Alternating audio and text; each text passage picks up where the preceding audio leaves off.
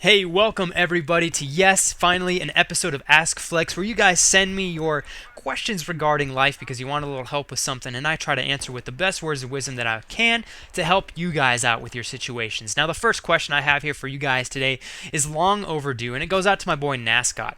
And basically, he had three simple things that he wanted me to answer. I'm going to try to bust out at least two of them. Now, the first thing that he wanted me to answer is he feels like he's in a routine where he does the same thing every single day. He wakes up, he plays video games, he sleeps, he maybe talks to friends a little bit, and then I mix that up. He plays video games, he talks with friends, he eats again, then he goes to sleep, and he repeats the same thing. He wake up, eat, play video games, talk with friends, sleep, and he does that over and over and over again. And he says that he wants to come out of that routine because he feels like he's reached a point where he's just not cool with that, or at least that's what it sounds like to me. And so, what are my words of wisdom for that? What I would recommend, man, is take some time to think of some things that you would enjoy doing. Now, I want to give you an example. I had a point in my life when I was in high school where I was doing pretty much the same thing over summer vacation, and if it wasn't for cross country, I would be doing exactly the same thing as you. And I remember hitting a point where I was like, man, I don't know, I'm not cool with just playing video games all day and like waking up and sleeping and just blah, blah, blah. And I want a little bit of more of excitement in my life because I know that I strive to do more than just eat, play video games, and sleep. And so I remember sitting there thinking of like, what kind of things could I do that involve my friends, because friends make everything that much better. And one day we were all brainstorming, and we just went out and bought a Frisbee one day. And we were like, let's go play some Frisbee. We went out, played Frisbee for like 3 hours, and we were like, holy crap, this is a lot of fun. So we went out and bought another Frisbee that lights up. And basically, we spent a lot of our summer vacation. I know this might sound lame, this might sound simple, but when we were really bored, we called up all our buddies. We got like 5-6 people, and we went out and played some ultimate Frisbee, went out and threw the Frisbee. And we could tell during the summer, when there were other kids just walking past us, they give you that look where you can read their mind, and they're like, man, these guys are having a blast playing Frisbee. They're throwing a piece of plastic at each other, and they're having a blast. I want that. And you could tell when these people look at you that they're just like, oh, man, I wish I could do that too. And so what I'm telling you is it's not that difficult to have what we have, to have what we had. You just have to find that little simple thing that works for you, that's exciting. And you don't have to limit yourself to just one thing. If you find 15 things that are exciting that you can do with friends or without friends, give them a shot and keep trying them. But you have to sit down and it's up to you to explore new things, and it's up to you to figure out what works for you and what doesn't. I can't tell you what to do because I'm not new. I'm not you. I don't know what you enjoy. So what I'm telling you is sit down and try some new things that you think you'll enjoy, and you'll finally come across something that's exciting, and it'll get you out of your routine. But in the end, it's all up to you to try some new things. I can only do so much.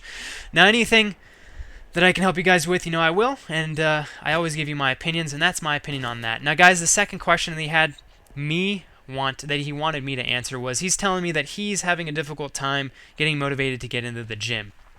Now, I'm going to take a different approach to motivation because I know I talk about this a lot. So what I'm going to tell you is I want you to find a movie that you recognize motivation in. That you see someone motivated to do anything. It can be working out, it can be getting better at a sport, it can be getting better with women. Find a movie where the main character in that movie hits a point where he needs to get motivated. And I want you to envision yourself as that person. Next time you're walking around and you know you want something but you lack that motivation, say, what would this person in that movie do? If I was this person, what would he do to get to that motivational point in his life? Think of the movie Never Back Down. There is a point in the movie when the guy really just recognizes that he wants to fight. And he wants to win. He wants to beat this guy that's been kind of bullying him in the movie, and he wants to get in shape and he wants to improve his fighting. So there's a high point, there's a pinnacle in this movie where he just really gets on his game and he starts hitting the gym hardcore. He starts practicing fighting hardcore. And you can just by watching the movie, you can tell, damn, this fool is motivated. So next time that you feel a lack of motivation, next time you want to improve your motivation, you want to work on getting more motivated, put yourself in that person's shoes, whatever person you choose from whatever movie, and kind of envision yourself as them. And I think that practicing that envisionment of, I don't even know if that's a word, but just practicing that thinking of what would this person do eventually would get you in a similar mindset, because you're going to have an example of what to do and how to act, and hopefully you'll be able to reflect that in your own ways and manners. So that was my first response to that. Now his question took a little longer, so I'm going to leave Nascot your two questions right there, and I hope that you were sufficiently happy with those answers and recommendations that I gave you. Now I'm going to go ahead and move on to a second question here for you guys, so give me a second to check it out. All right, so my next question is from an anonymous person, and basically, to sum it up, he's asking, why do nice guys finish last, and why do all the nice girls who I've been interested in fall for all the bad boys? Okay, so this is totally opinionated, but here is my honest opinion, and I will answer this as quick as possible. First of all, nice guys do not always finish last. That is a mindset that I think a lot of nice guys seem to get over a period of time, because you maybe go through bad relationships, you get rejected, and then over time you start to tell yourself, you know what, these nice guys, I'm nice and I never get good girls. Why is this? It's because nice guys always finish last. I'm going to tell you straight up, that's a bunch of BS. Because the only person who's going to validate that is yourself. So if you're telling yourself nice guys always finish last, you're going to finish last. So the first thing you need to do, change your mindset, man. If you think nice guys are going to finish last, you're going to make that outcome a reality for yourself. You need to tell yourself, this is what I was doing before I met my girlfriend, is, you know what, I know I'm a nice person. I hold these high values for myself. I want to treat women with respect because I respect them, and I'm going to do that no matter what, no matter what outcomes come out of any women that I meet or any relationships that I've been in. I'm not going to change who I am just because I'm not getting instantaneous results, because I know that there's nothing bad with being a good person. And in the end, you know what, if you're a nice guy, I swear it is just so much more gratifying knowing that, you know what, I'm not a douchebag, I'm not like any of those other guys. And in the end, I will tell you guys, if you be genuinely nice men, you're going to end up with wonderful women. And that's just how it works. So change your mindset, man. I will tell you, it might take a lot of practice, it might take a lot of dates, but you will find a girl that appreciates you. And in all reality, you don't want to be with a girl who's looking to be with a douchebag. You want to be with a girl who's looking to be with a nice guy. It kind of goes hand in hand. Nice guys will end up with nice girls. It might take time. Now, to answer your question, and why do all the nice girls fall for the bad boys, you know, I think it's a phase that a lot of girls go through. And, you know, there's some things that girls are attracted to about bad guys. That's, I think, subconscious in a lot of ways, but there just are some things that girls are attracted to, especially when they're young. And I think I see a lot more young women in high school. I see younger women in college, my first freshman, sophomore year, that still, you know, you see these girls, these wonderful women, and they're with these guys, and you're like, why is she with this guy? Why is she torturing herself? And honestly, I think it's a phase of maturity. I think a lot of girls go through phases. You know, I saw tons of women in high school that were just with these guys that were horrible to them. And as I've gotten older, as I've progressed through college, I see that I see it kind of flip. I start to see nicer girls with nicer guys. You know, it's weird. I know it sounds counterintuitive because it seems like every girl's with a douchebag, but I will tell you guys, eventually, if you're being the person that you want to be, you'll end up with the person that you want to be. And that's up to you. And I personally, the girls that are going to choose to be with douchebags, that is their fault. And if they don't eventually come out of that phase, you know, the only person that they're hurting is themselves. And you don't want to be with a girl who's searching for a douchebag guy anyways.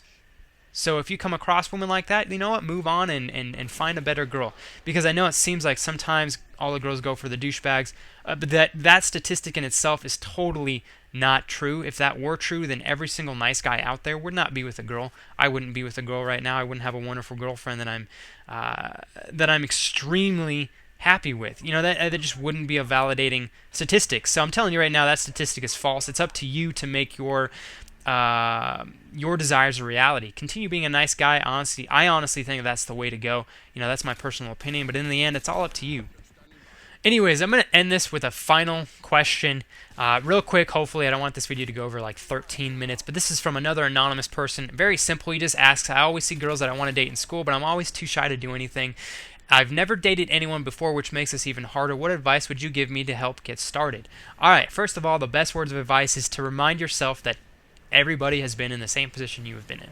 Everybody starts at point one, just like YouTube. You know, the people that are big, the people that have 1 million subscribers, they didn't just magically start a YouTube channel and in an hour they had 1 million subscribers. Everybody started with 1 subscriber. Everybody started from point one, and they got to where they are today by starting from point one. So you need to remind yourself next time that you feel like, I've never been with a girl before, I've never talked to women before, I don't know if I can do this. Remind yourself, you know what? Every single guy that's ever talked to a girl has been in the same position I've been in. So they can do it, I can do it. And you know what? It's just about taking that first step. I know it's frightening, but it's like doing something where possibly you tried something in your life that you didn't think you were going to enjoy, and then you tried it and you were like, oh my god, this is so fun. It's just about taking that first step, and it seems frightening sometimes, but you have to push yourself, man, and nobody can push you enough to do it other than yourself. So next time you feel doubtful, just go up and talk to a girl.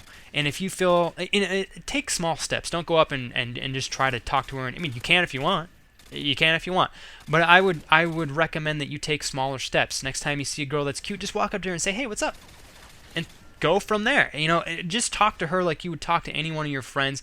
Don't set an expectation that you need to speak to a girl and have a 20-minute conversation and end the conversation with getting her phone number. If that's your expectation, it's going to be really difficult to fulfill that, because there's no guarantee that that's how it's going to go the first time. It hasn't been that way for me every single time I used to talk to girls when I was single. So you need to take small steps. It's just about taking small steps. Don't be afraid to go out there and try to meet women. You just have to push yourself, man. It's all about gaining a little bit of confidence, and it comes piece by piece through practice. And if you don't practice, you won't get it. So just go out and practice. Like I said, it can be so simple. Just say hi to someone. All you gotta do, you don't even have to say hi. If you just see a girl that's cute, smile at her. Just give her a smile.